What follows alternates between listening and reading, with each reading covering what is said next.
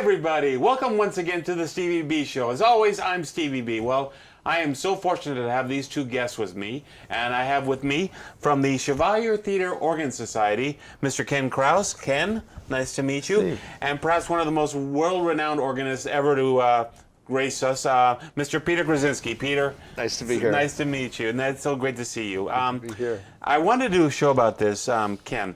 I got to tell you a little story before we go on. Back in 1992, I was a member of the Mystic Players, and we did the show Showboat in the old Chevalier, in the Chevalier Theater. They just opened it up, and I had a friend of mine. His name was Richard Ober, Dick Ober. He was a very nice man. He sadly passed away a few years ago, but he talked to me about installing a theater organ in the Chevalier Theater. Now, this was back in '92, and here we are in 2019, and it's still being installed right now. Can you tell us, first of all, Ken, how did you get interested in this project? I got interested, just happened to meet somebody from the Friends of Chevalier at Clippership Day, which used to be held on High Street, and I'm a transplant from northeastern Ohio, and Cleveland? Akron, and our community had a theater pipe organ in a wonderful atmospheric theater called the Civic Theater, and I'd been to events there and really enjoyed it, but I didn't really know sort of the history of the theater pipe organ and its rare place in musical history in our country, and to find out that we had a theater pipe organ that was donated to Chevalier Theater for installation, I was really captivated with that and started getting involved as a volunteer. And it has been a long time since we've been working on it. I joined in 2003 or 2004, but it's an intricate project, but there's a lot of dedicated people, going back to Dick Ober, who saw this opportunity to have this wonderful rare instrument in our theater and took advantage of it, and we are determined to get it playing as soon as we can for everyone's enjoyment. Do you have like a timetable set? I don't have a timetable. I'd say we're about halfway through the installation. The big determining factor is funds. The faster we can get it done, the faster we can raise money, the faster we can get it done. We had an ambitious plan at the beginning to do it all with volunteer labor, or as much as possible, and we found that there's only so much we can do with volunteers taking a 98-year-old organ apart and trying to put it back together, and also install it in a building that never had an organ. So there's a lot of professional expertise that is required to make this instrument play and play well, because we want it to be a first-class instrument, so the first-class organist will come and want to play it. So we're probably within a couple of years of having it finished. The more we can raise funds to hire professional people to do the final stages of the installation and the restoration will really accelerate our timetable to get it completed.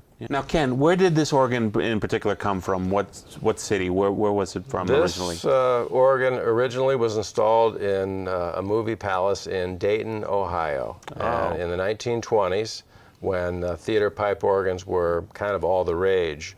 They were designed specifically to accompany silent films, and the silent film era was booming in the 20s, and initially theaters often employed an entire small orchestra to accompany the films, but a fellow named Robert Hope Jones from England seized on the idea to create what he called a unit orchestra, in which one person, the organist, could play and mimic the sound of an entire orchestra. So that was attractive to the theater owners, who only had to hire one person to perform for these movies that were playing all day.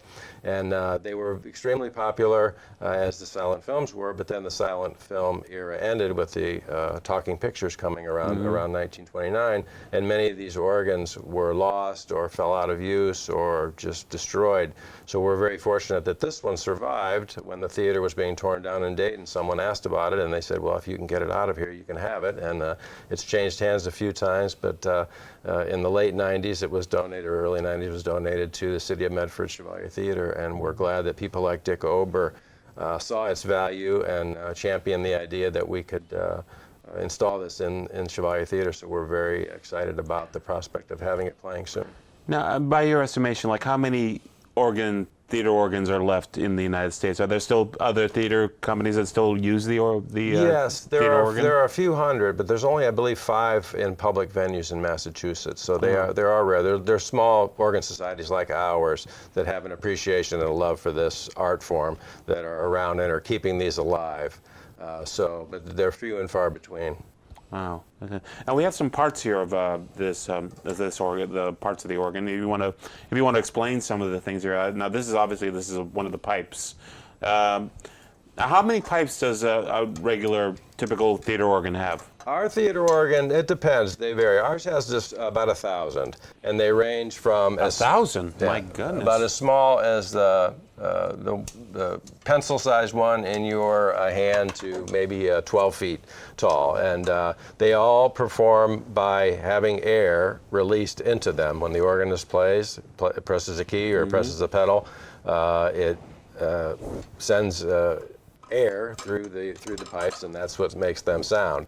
So it's a rather intricate system, and many of these pipes have been damaged and shown their wear through the years. So there's been a lot of restoration going to make them play. Now, do you get the parts from like different other theater organs or other parts of the country? You know, there are some that are available that people have found or saved. There's also organ building companies that will make new parts for you. For example, these valves that are involved in releasing the air once the organist plays the note had to all be replaced with leather, and so we Can we had get a close-up, guys? we had several hundred of those remade specifically for our organ to our specifications. So there are some companies in the business that do this work, and then there's some older parts. If you're missing a part, you know, this is almost a 100-year-old instrument, so if you're missing a part, you might look online and find one, but they're rare because a lot of them didn't survive. No. And what are these called again? That's a valve. A valve. Yeah. Okay. Yeah, it's kind of like an accordion in a way, in the way that it goes back and forth like that. That's interesting. My father had an accordion, believe it or not. He used to play a long time ago, but anyway, yeah, and the pipes here. Now I got to ask what this is right here. So this is the top of a regulator box that when the wind is generated by a very large fan, and it goes through a set of pipes that carry the wind through channels to the organ. And what the regulator does, it determines how much pressure should be released. But I brought that because it's an example of kind of the intricate type of work that we have to hire people to do to put this type of a unit together to regulate the air as it comes out. It's a system that controls the air and the leather that's on there, and it has to be of very, very high quality so it will last a long time. Wow. So that's the type of an example of a thing that we, novices, we can do certain work, but we can't do things like that. So that's part of why the job takes a while, because there aren't that many people that do this type of work, and they're very busy, and they're also fairly expensive. So we've been careful as we've raised money to do what we can, by volunteer work, but then there's also things that we have to send to professionals to do. And this is a pipe too? That is a flange for part of the wind line system. So that would attach to a chest. So these pipes sit in a chest that has holes in it.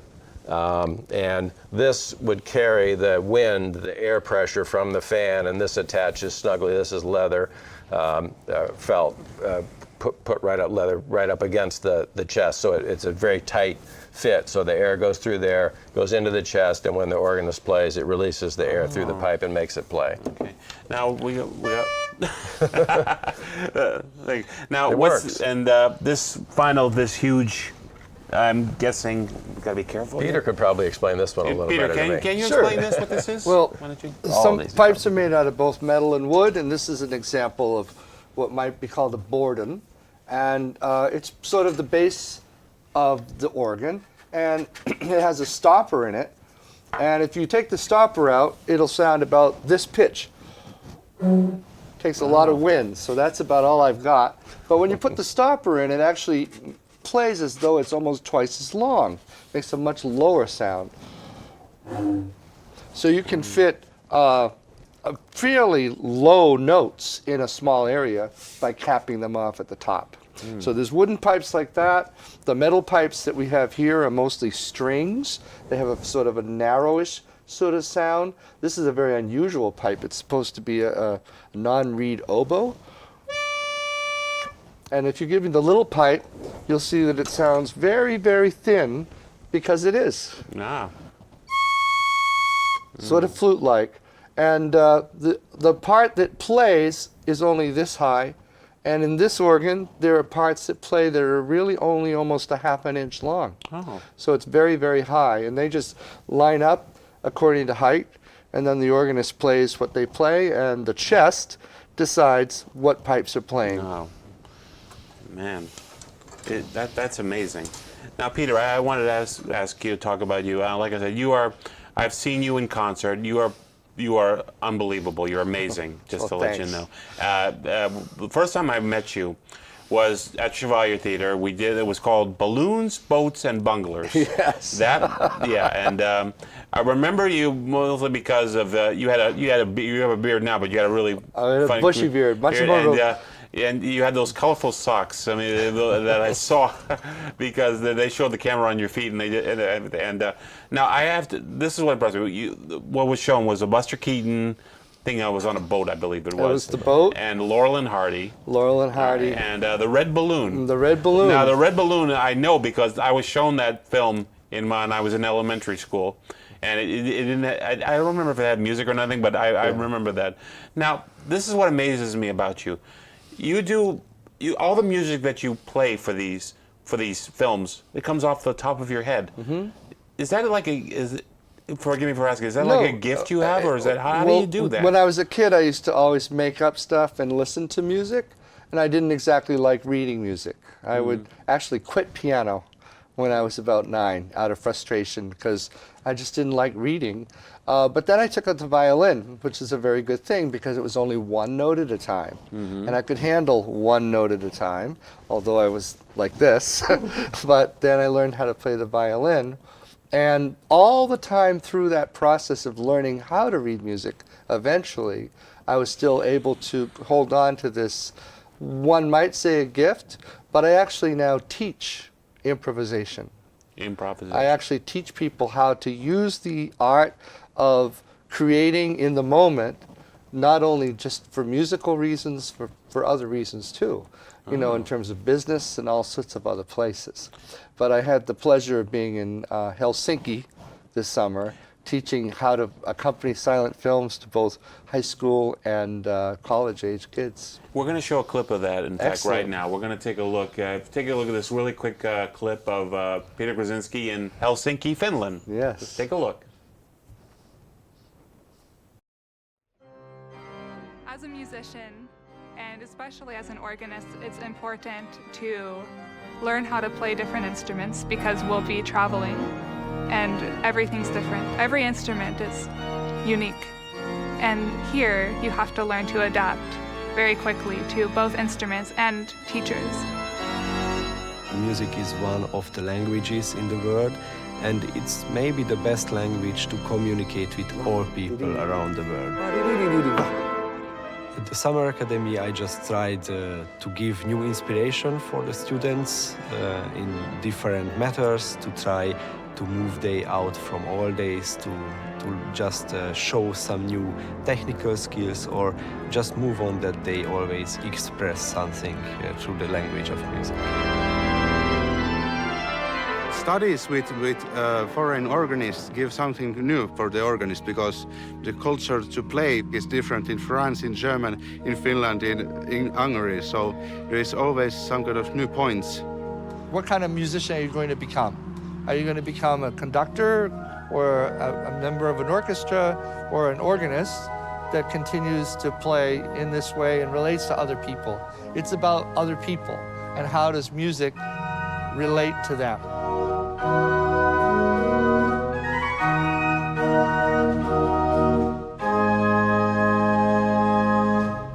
I think that's just so cool. I hope that students come away from this experience with a new understanding of how valuable listening is. Although we're musicians and we make sound, it's hearing the pulse that's around you that actually makes whatever you're singing, saying, playing, writing, improvising meaningful to other people. And that's the ultimate goal.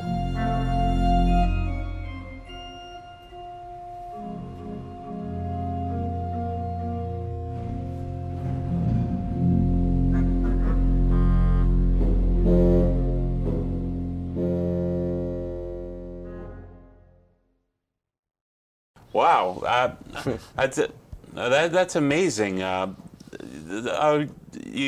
lot of people take this class. It was pretty successful. It was a joint effort between the Sibelius Institute in Helsinki and also, believe it or not, there's a chapter in Finland of the American Guild of Organists, and they did a joint situation. And we had about 20 kids from high school age from all over the world, and about 15 college-age kids.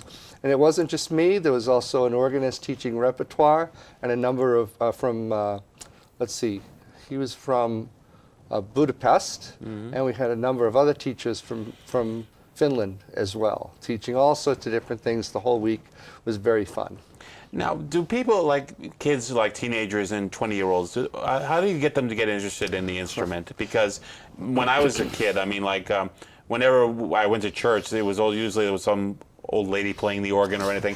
And my friend Greg is a guitarist; he's a bassist too. And I took trombone when I was a kid, but I wasn't very good at it. But how do you get kids interested in It's a very funny question because, in a way, once you get them in the door, almost all of them are always hooked.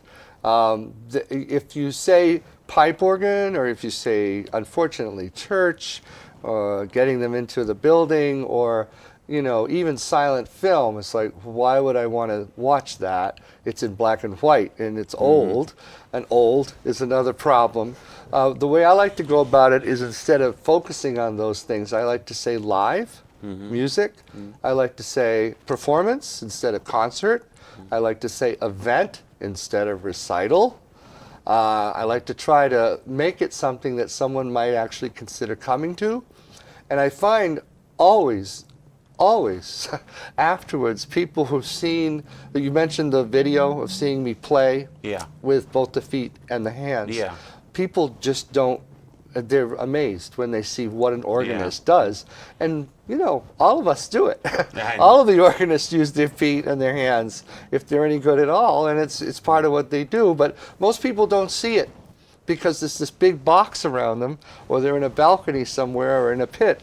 And so I like to try to bring that to people. And I have a very wonderful thing just happened to me. I was in Philadelphia. Yeah. The Organ Historical Society had a symposium, and there's a fellow named Nathan Lauba. He played an extraordinary recital. And after the recital, this young man came up to me and he said, "Hello, Mr. Krasinski." And I said, "Hello. Do I know you?" And it ends up that he's now playing silent films. His father has found a way to create for him an instrument that he travels with, and he plays silent films, and he's still a teenager. Wow. And the first time he saw a silent film, he saw me play one in Philadelphia. Wow. And afterwards, he said, "Dad, I want to do that." Wow. And so it's one of those moments where you realize that it is something that's cool to do and fun to see. Now, you told me you played piano, then violin. What got you hooked on the organ? Well, there's two things. Actually, I liked church. I grew up in a church that had a very big 4-manual organ, Bethany Church in Quincy. I might even be able to get a picture of that for you if you want. So I sort of was hooked by the sound of it and the power of it. And I also went to a theater in Stoneham. Stoneham Town Hall has a theater organ, and I used to go there often with my parents. They would bring me as a kid to go see silent films there, and that's why I really parents first and your saw it. family very musical? Well, my mother played the cello and my father played the radio. He played the radio very well. My mother played the cello in the Quincy Symphony Orchestra, and she always played for her whole life. She started when she was a kid. My dad actually helped develop radar during World War II. Really? At the radiation laboratories in MIT. Almost didn't graduate from high school because he didn't test well, but he was very imaginative and very, very inventive. And he also loved listening to music. So we had music in the house, the typical records, you know, Mitch Miller singing and Ferranti and Tesher piano pieces and all the musicals. And so it was a musical household. And I was encouraged by them to go to places that were unusual. Maybe unusual for some, but I think just pretty common. Like my mom would take me out of school, in elementary school, once a month. She'd just call up the school and say, Peter's not coming to school. And it meant that I was going to the Boston Symphony that day. Because we would get up and she'd say, sleep in a little bit. We're going to take the red line from Quincy. We'd take the red line in, buy a rush seat ticket. And there I was in Symphony Hall in the afternoon, listening to that music as an elementary school kid. Oh, you were watching, what was it, Arthur Fiedler? That would be the Pops. We were watching the real McCoy. We were watching people like Eric Leinsdorf. We saw a young kid named Michael Tilson Thomas conduct back in the day at Symphony Hall too. So it's all that music just went into my head. So the process of doing a silent film is I simply memorize the film. I watch it very carefully, memorize it, and I also get to know the instrument. And I get to know what is this instrument trying to tell me, and then I really do pretty much let the music take over. And the third and most important thing to me is the audience. How does the audience feel? What are they reacting to? Are they going to like this? If I go this way musically, are they going to relate to it, or are they going to say, why did you do that? And if I feel that, I'll go some other direction. And it seems almost impossible that happens, but it does happen, and it happens with most musicians. Ella Fitzgerald could read a room and say, I'm going to do this song now and that song, and it's that sort of relationship that makes it a fun event, that makes the organ, the performer, the film, and the audience and the venue all come together in one thing. Wow. It's really fun. That's amazing. Like I said, I was blown away by your performance. When I grew up, I grew up a little watching the Three Stooges and Laurel and Hardy, and I was one of the few people my age at that time who did that. I just loved those old-fashioned. I did too. I did too. I still watch the Three Stooges. I still do. Laurel and Hardy, Abbott and Costello. My mother, she loved Red Skelton growing up as well, and it was great. Now, you've been everywhere, Peter. You've been to Finland, and you've also been to Japan. I mean, what other places have you been? Well, it's been in the news a lot lately, and I have been playing and will continue to play a number of performances of the very famous film Hunchback of Notre Dame. And very often during those performances is an opportunity for the audience to contribute to funds to help the workers who've lost their jobs at Notre Dame Cathedral. Obviously, the building will be redone, and there'll be plenty of money for that. But I had a chat with Olivier Latry, who's the organist, one of the organists at Notre Dame, and I asked him about this idea of raising funds, and he said, the building's all set, but the people that worked there are not in such great shape. So there's a place to send a donation for them. What happened to the organ? Was it saved? The organ miraculously is pretty safe, because if you look at the building, the roof, I mean, I saw is it this way, and you have the two towers. The organ is between the two towers, and it's on a gigantic slab of stone, and that stone remained, and the towers remained. So by them focusing their work with the firemen were so dedicated that they really said, if we must save the towers, because without the towers, then the whole building will go. So the towers themselves were literally towers of strength. And it was the covering of those towers which literally saved the organ. We thought we would see pictures of, this is made of lead. And we would thought we'd see, bent lead and a hollowed out shell of the wood. And it was just one of those wonderful moments of hope when we got to see the organ still there. Yes. Now, do you have a regular church job yourself? I'm happy to say that I'm celebrating my 20th year at a very beautiful church, which is in Providence, Rhode Island. It's a Christian Science church, and it's right on the top of the hill, College Hill, and it has a 1913 Hutchings Vody pipe organ, and they take very good care of it. And it's just a beautiful place for me to play for their services, but also a wonderful place to practice. And I'm also a regular musician at a synagogue called Bethel Temple Center in Belmont, and I work there too. But the main thing I do now is, it's averaged out at this point now to about one performance a week of a silent film somewhere. Oh, okay. So this is one question I've always wondered. I mean, you play for different churches and synagogues. I mean, is it difficult, like, is the liturgy, or if it's a Catholic mass, or if it's a service, Shabbat service, is it difficult to get adjusted to things, or how does that? It's a great question. I think one of the biggest answers to that is music's, in most cultures, is made up of only 12 notes.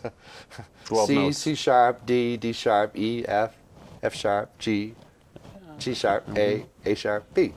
And those 12 notes that you'd find in the middle of the keyboard, they can be higher or lower, and you have a thing called rhythm, and that happens. And that's music. Wow. That's the heart, of course, is the biggest part of the music. What is the music trying to say? It doesn't have to be a story. It could be a feeling. It could be a mathematical form. But music is basically that. Then when you attach texts to the music, they have that meaning. So you could sing the same tune in a Roman Catholic church, in a Jewish synagogue, even in a Buddhist temple, and with the appropriate instruments. Have you ever played at a Buddhist temple? I never have, but I enjoy listening to the Tibetan music, for instance, all this wonderful stuff. And I have been to many Buddhist temples in Japan, actually, and have enjoyed that entirely different sort of sound. But those sounds do something to the human being. They bring them out of themselves into a bigger place. And that, I think, is why music is found in sacred spaces. And for me, it's that big picture that I always find everywhere. I remember a friend of mine who was a priest said, like, St. Augustine once said, singing is praying twice. Exactly, So, exactly. Yeah, so, now listen, we're going to show a clip, Peter. This is one of your clips on your website. It's the movie is called Metropolis. Oh, yes. Now, we're going to show this clip. Now, where was this clip taken? This clip is a very fun situation. I was asked to play for what's called President's Day at the New York chapter of the American Guild of Organists, and I was asked to do both workshops on improv and also this movie. And the venue is a beautiful building called Marble Collegiate Church in Manhattan. It's near the what's that called? The iron. The corner. What's that building called? The Flatiron Building. Flatiron. It's near there, and it's an organ by Sebastian Gluck, and he has built an amazing instrument for this space. For years, people thought, no organ's going to work in here because the acoustic is a very dry acoustic. It's like a living room. And Sebastian went about it completely differently. He said, instead of changing the acoustic, I'm going to understand the room. And he built this pipe organ, which really speaks from all sorts of different areas of the room. And so the instrument was inspiring. That's the first thing. And then the movie, I love Metropolis. I played that movie way back in the Hammond Castle days when there used to be an organ there. And that was the first time I ever saw Metropolis, was probably in the theater in Stoneham Yeah. with Lee Irwin playing it. So the movie always fascinates me. I like what the theme is. Anyway, a lot of talk. Yeah, We'll just watch the cue. It just would show show you your talent, what Peter can do with this brief clip from the classic Metropolis. 19. What year was this movie? Fritz Lang, Metropolis. What year was it I released? don't remember. All right. Well, let's take a quick clip from Peter Krasinski's Metropolis.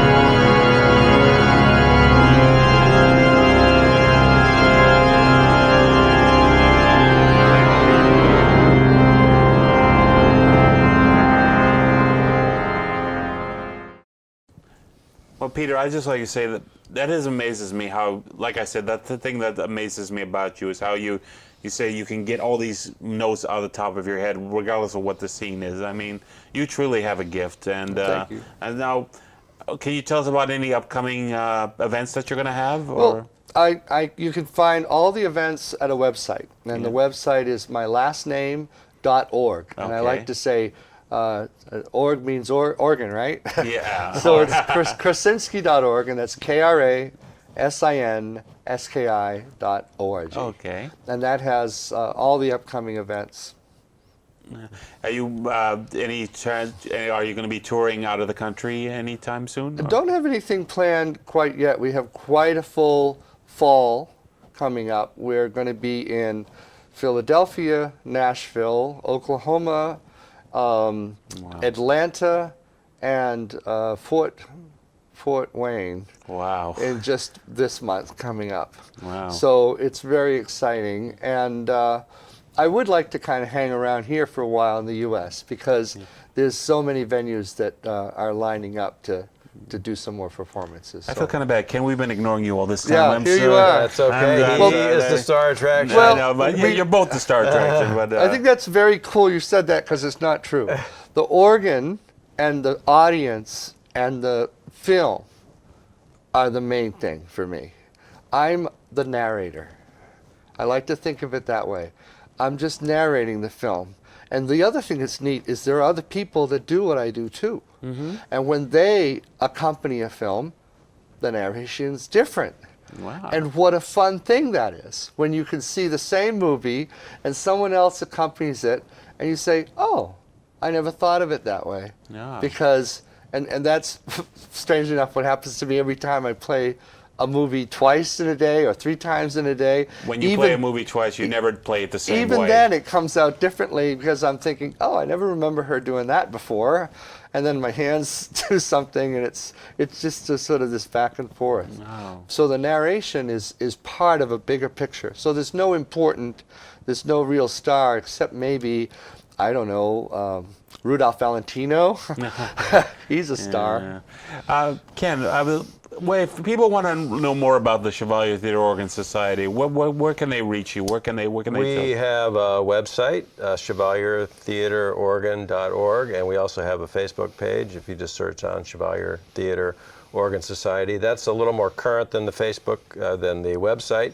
We have recent photos of the installation work ongoing, and we try to keep people abreast of other silent film performances and concert performances that are coming up on the various theater pipe organs and other organs in the area. Because as Peter mentioned, once you get into the venue and experience this, I think it's a whole different world. So those are 2 places to go, and if you have questions, there's contact email addresses and telephone numbers on there as well. Okay, and before we leave tonight, we're going to show pictures at the end over the credits about all the different things, all the different people that have helped with this project. Is there anything about the pictures you want to particularly talk about? Just that you'll see I think the intricacy of the work that needs to be done. The other thing that's challenging about this project is that the Chevalier Theatre never had an organ of any kind. I'm surprised at that because Chevalier's been around since the 1920s. 1939-40, but it was built as the high school auditorium. So most of the uses were assemblies, school plays, some civic events and things like that. While it's got a fabulous stage, big orchestra pit and things. It never had an organ, so we're fitting it into a place that didn't have one. So that's challenging to find the space. And fortunately, the people that did some of the renovations in the 90s, when they added handicap access and expanded the stage, realized that this organ was coming and carved out an area where we could go from there and use this to where it will sound phenomenal in the building, as Peter mentioned, but the acoustics are tremendous there, so we're excited about. Yeah, I grew up in the Chevalier Theatre. I mean, with the Mystic Players. I mean, the last play I did was 2011, Chicago. I think I was there. You were there? I think I was. I was Amos Hart, and that.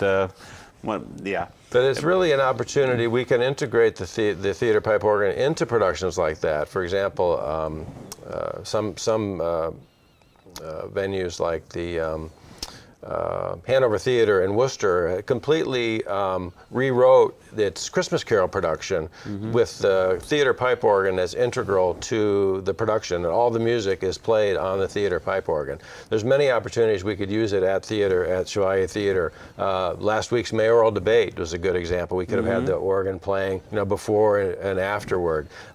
We can be used for silent films. It can be used for concerts. So Bill Blumenreich, who is the manager of the theater, and John Costas, who's the chairperson of the Chevalier Commission, have both John's a good guy. He's a great guy. very high on the organ and very eager to see it playing there, and have been very helpful and accommodating in trying to get this project completed. So we're looking very forward to having the first performance there with, I would hope would be featuring Peter Krasinski. Yeah. Well, a good civic organ, just to jump in, can be the voice of a city that it's in. And there are places we can look at and say, it's totally viable. Like if you look at Portland, Maine, with the Kachmar organ there, you look at San Diego with the Spreckles organ there. These are treasures that these cities are very proud of, and they are the voice of their town, along with their symphonies and along with their civic-minded people. This is the voice of the city, and this will be a great voice.